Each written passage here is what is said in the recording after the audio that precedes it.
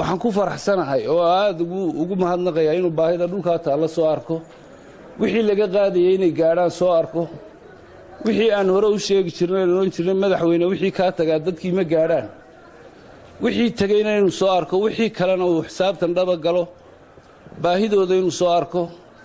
saaka caafimaadkii buu marayay waxbarashadii buu marayay insha Allah baran iyo kuwa kalena uu soo mari doonaan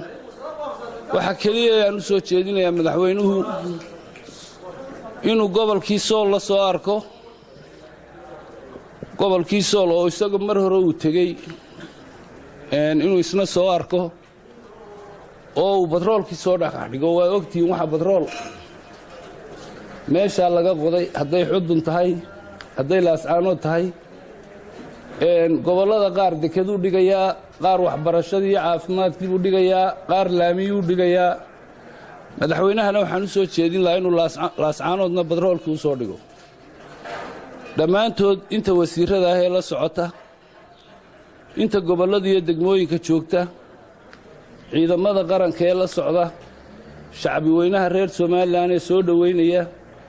intaba waanu mahadnaqayaa qoladii mucaaridkaaydu waxaan leeyahay madaxweynihii waa arkiiseen oran jirteen caafimaadkiisu ma fiicna dabaash siduu dabaalanayay intaas ay idinku filaato shacbiga Soomaaliland waxaan dhammaantood soo jeedinayaa sidii reer Boorama sheegayeen in shan dambe la doorto